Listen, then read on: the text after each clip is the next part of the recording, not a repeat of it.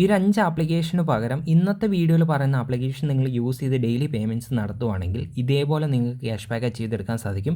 ഞാൻ ആ ഒരു ആപ്ലിക്കേഷൻ അതിൽ നിന്ന് ക്യാഷ് ബാക്ക് അച്ചീവ് ചെയ്തെടുത്തിട്ട് റിഡീം ചെയ്തതിൻ്റെ ഹിസ്റ്ററി അയാൾക്ക് നിങ്ങൾക്ക് ഇവിടെ കാണാൻ സാധിക്കും. ഞാൻ മാത്രമല്ല നമ്മുടെ ഒരുപാട് സബ്സ്ക്രൈബേഴ്സ് ഈ ഒരു ആപ്ലിക്കേഷൻ അതിൽ നിന്ന് ക്യാഷ് ബാക്ക് അച്ചീവ് ചെയ്തെടുത്തിട്ടുണ്ട്. അവരുടെ പ്രൂഫും അയാൾക്ക് നിങ്ങൾക്ക് ഇവിടെ കാണാൻ സാധിക്കും. അപ്പോൾ 1035 രൂപയ്ക്കാണ് ഒരു സബ്സ്ക്രൈബർ അച്ചീവ് ചെയ്തെടുത്തിരിക്കുന്നത്. അവൻ്റെ ലൈവ് ചാറ്റ് പ്രൂഫും അയാൾക്ക് നിങ്ങൾക്ക് ഇവിടെ കാണാൻ സാധിക്കും.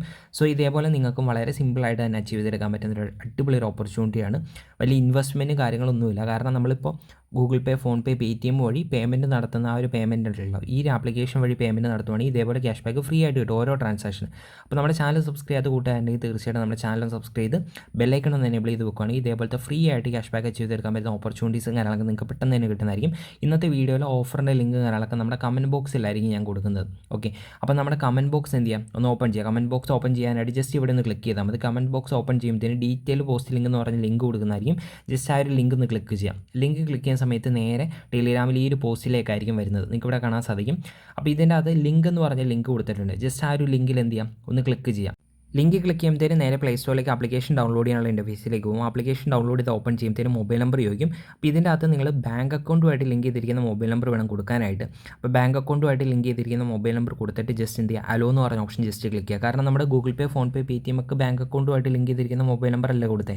അതേപോലെ തന്നെ യൂസ് ചെയ്യാൻ പറ്റുന്ന ആപ്ലിക്കേഷനാണ്. ഫ്ലിപ്കാർട്ടിൻ്റെ ഒഫീഷ്യൽ ആപ്ലിക്കേഷനാണ്, ട്രസ്റ്റഡ് ആയുള്ള ആപ്ലിക്കേഷനാണ്. ഓക്കെ, അപ്പോൾ അതിനുശേഷം നമ്മുടെ സിമ്മ് സെലക്ട് ചെയ്ത് കൊടുക്കാൻ ഓപ്ഷൻ ഉണ്ട്. സിമ്മ് സെലക്ട് ചെയ്ത് കൊടുക്കുക. സിമ്മ് സെലക്ട് ചെയ്ത് കൊടുത്തതിന് ശേഷം അതിൻ്റെ വെരിഫിക്കേഷന് വേണ്ടിയിട്ട് എന്ത് ചെയ്യാം, ഒന്ന് വെയിറ്റ് ചെയ്ത് നിൽക്കുക.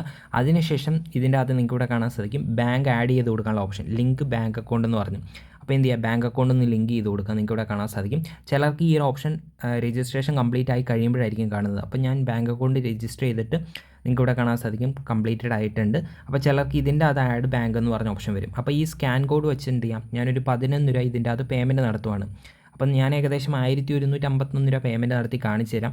ഓരോ ട്രാൻസാക്ഷനും ക്യാഷ് ബാക്ക് കിട്ടും. നിങ്ങൾ ആദ്യം കയറുമ്പോൾ 11 രൂപ ട്രാൻസാക്ഷൻ ചെയ്താൽ മതി. 11 രൂപ ഫസ്റ്റ് ട്രാൻസാക്ഷൻ 11 രൂപ ആയിരിക്കണം. അപ്പോൾ നിങ്ങൾക്ക് ഇവിടെ കാണാൻ സാധിക്കും ട്രാൻസാക്ഷൻ നമുക്ക് ക്യാഷ് ബാക്ക് കിട്ടിയിട്ടുണ്ട്. 2.7 രൂപ സംതിങ് ക്യാഷ് ബാക്ക് കിട്ടിയിട്ടുണ്ട്.